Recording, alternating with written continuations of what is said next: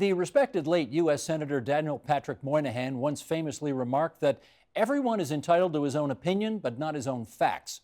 If that were true in the past, it's far from clear that it's still seen as true today. What's happened that we find ourselves with concepts such as fake news and alternative facts? And why are uninformed, frankly stupid views treated on a par with decades of experience? Tom Nichols thinks seriously about these questions in his new book, The Death of Expertise, The Campaign Against Established Knowledge and Why It Matters. He is a professor of national security affairs at the U.S. Naval War College and a 5-time Jeopardy champion. And we're pleased to welcome him to our studio. Nice to meet you.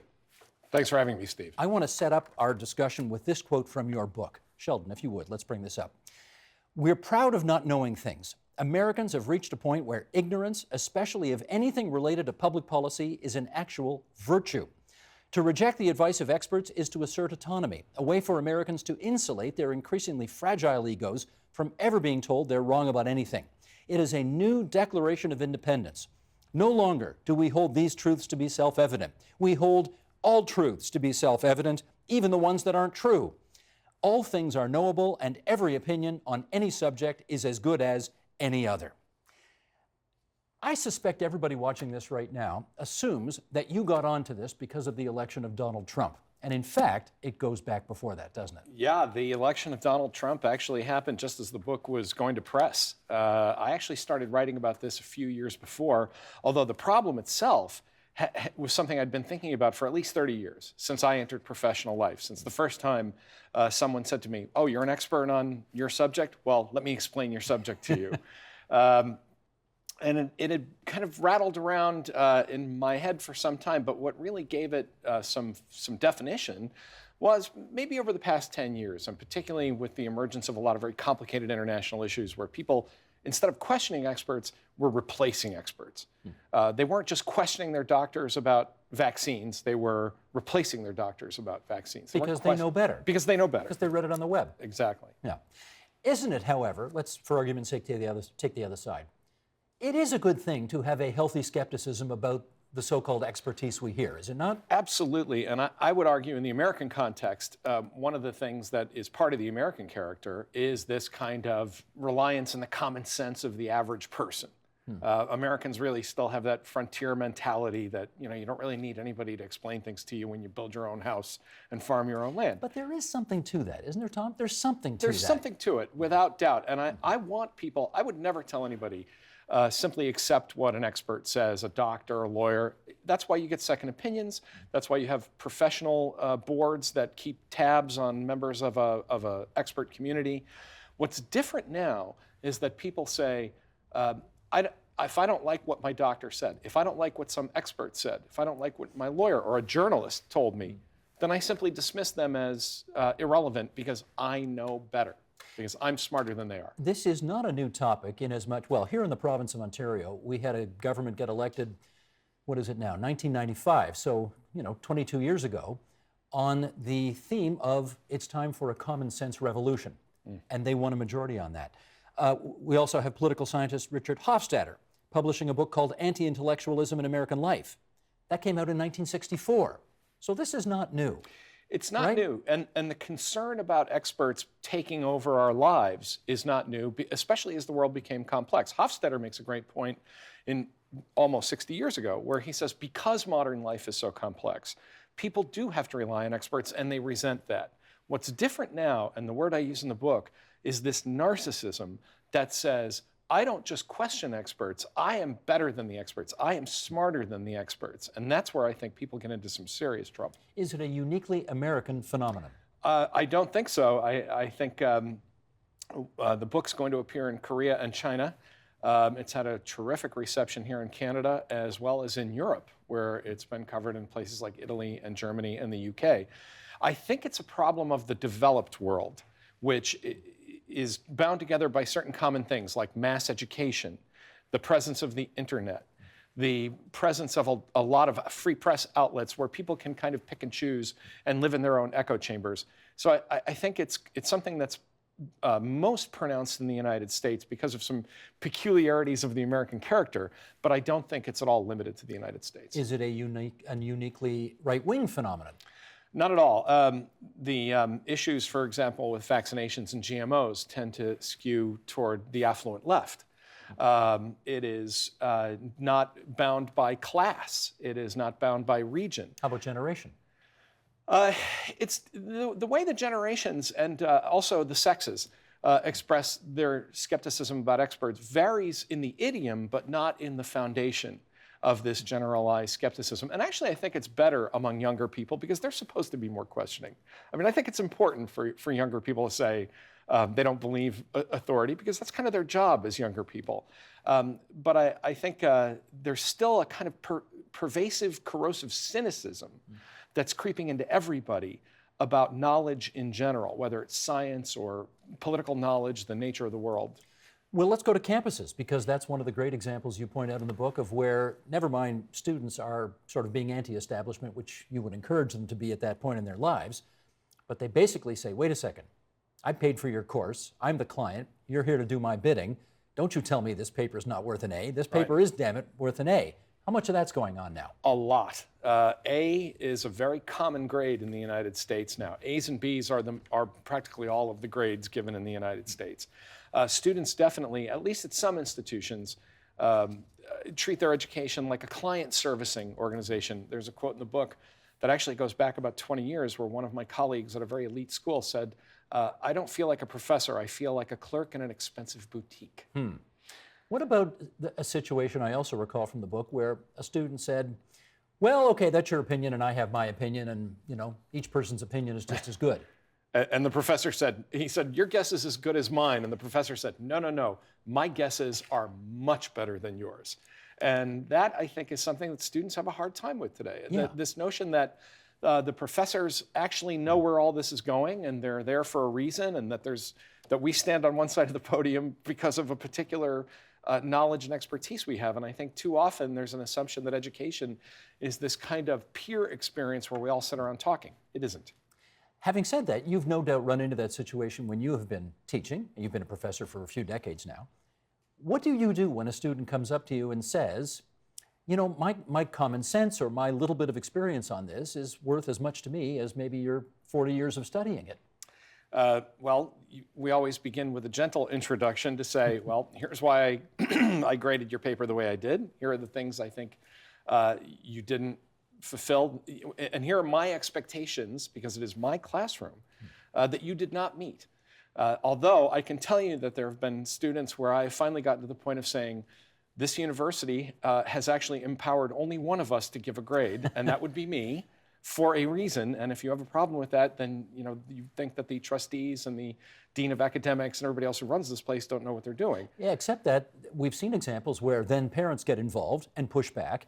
And not only that, where lots of parents and lots of students get involved and push back, and we've seen administrators and or academics resign as a result of it. Cave, absolutely. Yeah. And I think that has to end. I think that the modern university has to, look, I think one thing we have to admit here is that there are a lot of bad professors and that there are a lot of bad experts.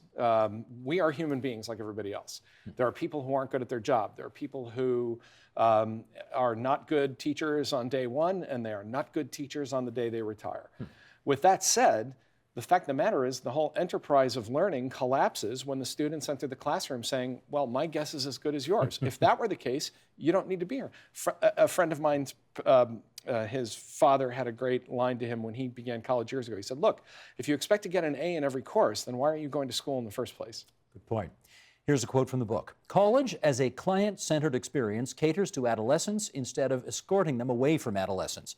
Rather than disabusing students of their intellectual solipsism, meaning the only thing they know that exists is in their own mind, and yes, I had to look that up, the modern university ends up reinforcing it. Students can leave campus without fully accepting that they've met anyone more intelligent than they are, either among their peers or teachers. Has college become too much of a business where the goal is to put bums in seats and make as much money as possible? And do we, advance the heretical argument that maybe there are too many young people going to college who ought not to? I've been making that argument for years, that the idea that everyone needs to go to college is insane. And it's, at least in the United States, I think it's creating an education bubble, because colleges now are competing with each other for this endless supply of loan money that is inflating prices and driving kids into school. And that means that it becomes almost like a sales job. Hey, we'll create a great environment for you. The dorms are terrific. The pizza's the best. And that leads to the kind of incident like the one in the book where a student at Yale berates her professor and said, "Your job here is to create a home for me." Well, if you think college is your home, then you're already looking at the whole enterprise the wrong way. So how should that student be regarding, not as a home, but as what? A privilege, a wonderful experience of 4 years of having the luxury of being able to think about things and to learn things from people who will mentor her and teach her things and create an environment of critical thinking that will serve her for the rest of her life. It's not a 4-year, multi-year packaged vacation. Let's talk about one of the main reasons why things are the way they are. And to do that, I will reach into my pocket and I will brandish the device that makes me as smart as anybody else in the world. Basically, you may have spent 40 years studying it, but I got Mr. Google on my side, and therefore, my view is as good as yours. The galactic answer machine that we all carry in our pockets. Right. Or as doctors call them, paging Dr. Google. Right. The internet, I was an internet optimist. The internet came of age when I did. In the 1980s and 90s when I was a young man. And I thought, this is the greatest thing that's ever going to happen to American knowledge, to international knowledge, because it made research and communication so easy.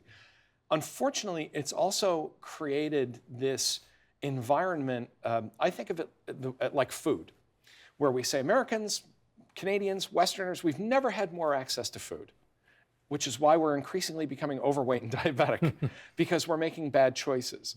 There's a lot of food and a lot of it's junk. It's the same problem with education. With information. There's a lot of information, but a lot of it's junk. And that little machine in our pockets, it will only answer the dumb questions we ask it, not tell us the things we need to know. I see you're a Cheers fan, because you quote Cliff Clavin in the book a lot, the postie, sits at the edge of the bar and he knows everything.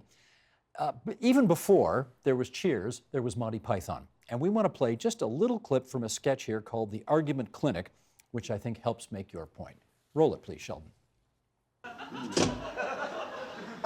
Thank you. Anyway, I did. You most certainly did not. Now, let's get one thing quite clear. I most definitely told you. You did not. Yes, I did. You did not. Yes, I did. Didn't. Yes, I did. Didn't. Yes, I did. No, this isn't an argument. Yes, it is. No, it isn't. It's just contradiction. No, it isn't. Yes, it is. It is not. It is. You just contradicted me. No, I didn't. Oh, you did. No. You did just then. No, nonsense. Oh, look, this is futile. No, it isn't. I came here for a good argument. No, you didn't. You came here for an argument. Well, an argument's not the same as contradiction. Can be. No, it can't. An argument's a connected series of statements to establish a definite proposition. No, it isn't. Yes, it is. It isn't just contradiction. Look, if I argue with you, I must take up a contrary position. But it isn't just saying no, it isn't. Yes, it is. No, it isn't.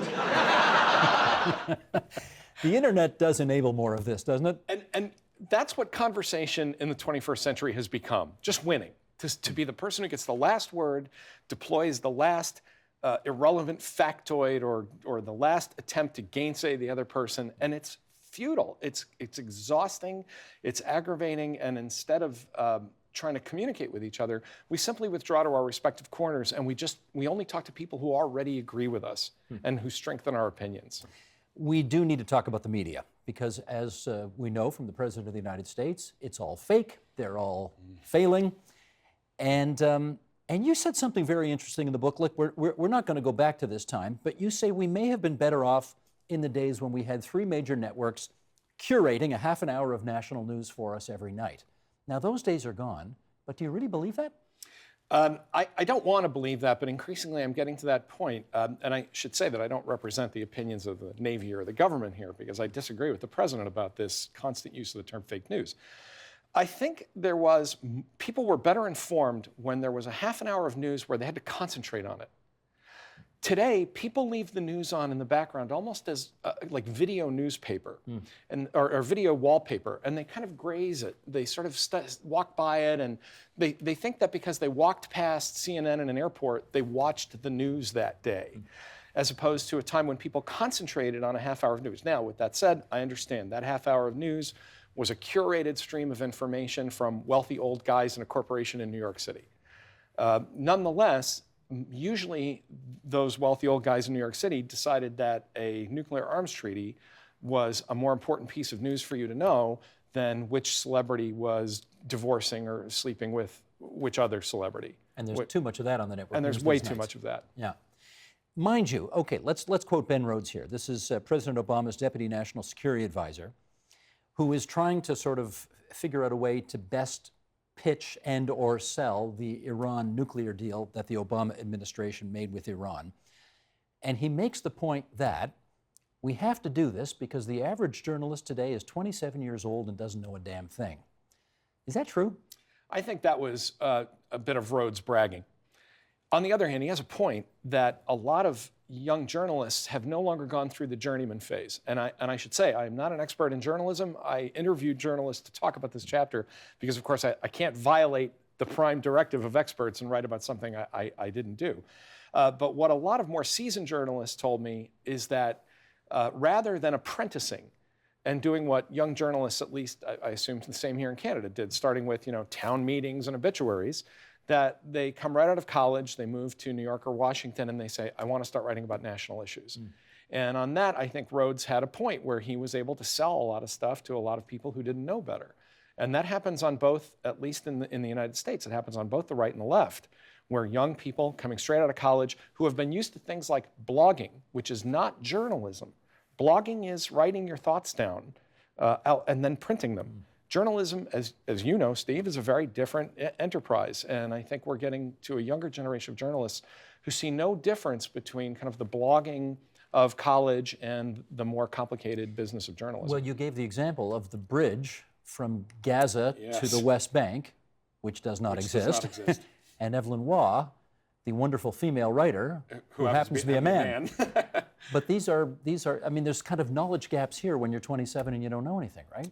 And you take a lot of received wisdom as good enough that, with a little bit of picking up something on the internet or talking to other journalists, you can just get out there and write the story. Okay, I warned you this was coming, so here it comes. You want to talk expertise?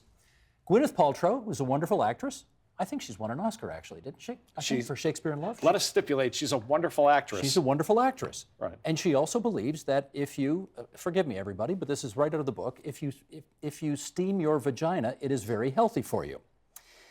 Okay, but you've quoted somebody, a satirist named Laura Hooper Beck, who says, basically, if a doctor tells me to do it, I'm going to take a hard pass. But if a skinny blonde in an ugly wig tells me that blowing hot air up my vagina is going to cure everything I've ever suffered from, including a bad relationship with my mother, well, then I'm going to listen to Gwyneth Paltrow because girlfriend knows science. Is that where we're at nowadays? Unfortunately, yes. And I should also, for the sake of Canada's public health, point out that Dr. Jen Gunter, who's a gynecologist, is also quoted in the book as saying, never do this. Yes. That in fact what Ms. Paltrow recommends, which apparently is a popular treatment in Los Angeles, is something no one should ever do. But the problem is that if any user of the internet who's looking for information about women's health could stumble across this, and just as easily as she might stumble across Dr. Gunter.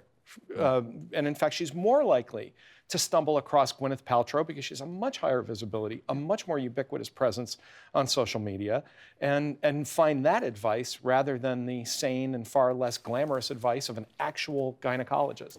Here's where I say, however, comma, expertise, the best and the brightest, got your country into a war that lasted a very long time and killed 58,000 a year best young kids, Vietnam, not to mention 2 to 3 million Vietnamese. Expertise got your bond rating houses and Lehman Brothers and wise guys in government and Fannie and Freddie thinking they knew how to run an economy and in fact took it over a cliff. We got to be careful about how much stock we put in expertise. Isn't that fair to say? That's fair to say. It's also important not to scapegoat experts for the bad decisions of an uninformed public. One of the things I point out about Vietnam, a lot of folks who've read the book The Best and the Brightest, including one of the president's chief advisors, always take away the wrong lesson. The experts on Vietnam were actually not listened to. The best and the brightest were people who were kind of generically smart, who didn't think they needed to be experts. There were people like Robert McNamara who said, well, I ran a car company. Yeah, he was how hard can this be, right? I ran Ford, or General Motors. How difficult can it be to run a war? With things like the housing crash in the United States, I always point out, yes, these, the economists and the bankers and the other people who were overtaken by their own human greed were also securitizing bad debts by people who had taken out a lot of bad mortgages. Mm-hmm. Yes. And of course, Americans will often say, well, we were told that it was okay to do that. Well, we know how much we can spend and we know how much we shouldn't spend. There are a lot of times where I think expert failure is actually the scapegoat for public decisions. And in the book, after I talk about the many failures of experts, I also point out that the United States, Canada, Western Europe, we are representative democracies where our elected officials are, in fact, the people responsible for these decisions. Experts propose, but the officials dispose. And the public has to take its role in that. Then let's pick up there. What threat does all of this pose to democracy if we decide that expertise is no longer valuable? The American system of government was, and I think this is true of the UK, Canada, and other democracies as well, but the American system in particular was designed to prevent plebiscitary democracy, to prevent these large muscle movements of deciding things by 51% of the people at any given time. And I worry about the future of a republic where the public says, look, we just want to decide these things kind of case by case in a sort of national referendum. I think those are very dangerous. I think Brexit was a good example of how that can go wrong, especially the next morning when everybody wakes up and says, did we really do that? Yeah. And I think the other danger in the other direction toward elitism and toward experts is that if people give up on expert advice, somebody still has to make the lights go on and the roads paved and the airplanes fly, and experts may well decide, maybe we should just stop talking to the public and maybe we ought to just run things anyway. And I think those are both dangers to democracy. Well, and even more, here's what concerns me, and you touch on this as well, because, well, here's the quote. Conspiracy theories are deeply attractive to people who have a hard time making sense of a complicated world. Tom, the world's only going to get more complicated, which means this phenomenon presumably is only going to get worse. What do we do about this? Well, the optimistic view is that we assume this is some kind of phase we're going through and that it'll pass. It seems, for example, in Europe, seems to be kind of passing. There seems to be a rethinking of this. The events in France and the Netherlands, in particular, seem to be moving away from that. My concern is that this changes in the wake of some kind of a disaster. We talked about vaccines. Nothing will end the anti-vaccine nonsense quicker than a pandemic.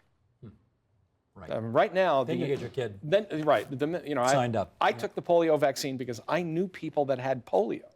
But I think a war, a depression, historically, these have been the moments where people kind of come to their senses and say, well, maybe we ought to talk to people who actually know how to do things before we go down this road again. I don't want that to happen.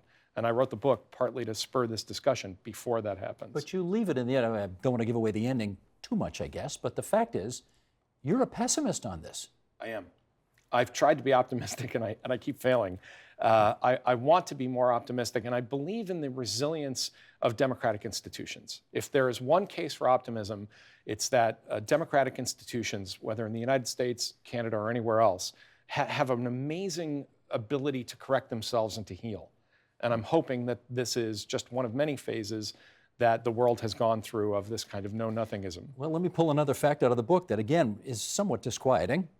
Nearly 30% of Americans think, quote, a secretive elite with a globalist agenda is conspiring to eventually rule the world. There will be no disabusing people of that notion, regardless of how many facts you bring to bear to suggest it's not true. So where does that leave us? Well, partly it leaves us with generational change. I think a lot of the folks who believe that are already middle-aged and older. I have a lot of faith in a younger generation, although I'm known for, certainly in my social media presence, I tease millennials quite often, but I actually have a great deal of faith in them and the generations to come. I also think that some of this is not so much belief as it is a protest. When people say, well, I think there's a globalist elite, what they really mean is, I'm unemployed, I'm upset, I want to express that anger in some way. I don't really believe these things, but I want to show somebody who's talking to me that I'm this angry. And I hope that that will pass as well, because I still believe that most people do have a strong reservoir of common sense that will overcome this. Well, if I can paraphrase you, in conclusion, I thought this was a pretty good interview. But what do I know? I've only done 20,000 of them. So your guess is as good as mine. You're the expert. I'm not even going to go there. The Death of Expertise, the campaign against established knowledge and why it matters. Tom Nichols, great to have you up here at TVO tonight. Thanks so much. Thank you for having me. Help TVO create a better world through the power of learning. Visit TVO.org and make a tax-deductible donation today.